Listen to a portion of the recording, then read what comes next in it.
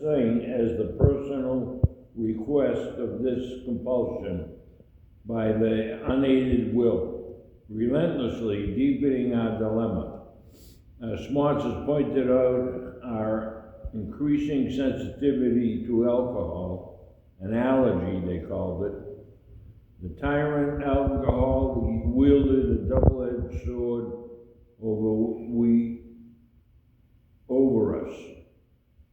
First, we were smitten with an insane urge that condemned us to go on drinking, and then by an allergy of the body that ensured we would ultimately destroy ourselves in the process. Few indeed were those who could so assail that ever won through in single-handed combat. It was a statistical fact that alcoholics almost never recovered on their own resources. And this had been true, apparently, ever since man had first crushed grapes. Pass. In PA's pioneering time, none but the most desperate cases could swallow and digest this unpalatable truth.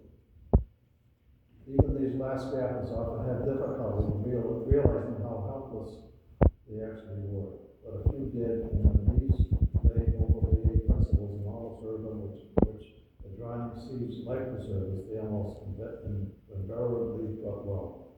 That is why the first edition of the book Alcoholics Anonymous, published when our membership was small, dealt with full-blown cases only.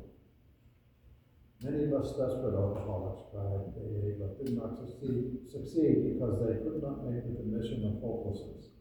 It is a tremendous satisfaction to report that in the following years this changed. Alcoholics who still have their health, their families, their jobs, and even 2 cars in the garage began to recognize their alcoholism. As this trend grew, they were joined by young people who were scarcely more than potential alcoholics. They were spared that last 10 or 15 years of literal hell the rest of that gone through. Since step 1 requires a mission that our lives have become unmanageable, how could people such as these take this step? It was obviously necessary to raise the bar and the rest of us had to hit to the point where it would hit down. By going back in our own drinking histories, we could show that years before we realized that we were out of control. That a drinking even then was no mere habit. That was indeed the beginning of a fatal progression. To the doubters, we could say, perhaps you're not an alcoholic after all. Why don't you try some more controlled drinking? Bearing in mind, meanwhile, what we have told you about alcoholism, this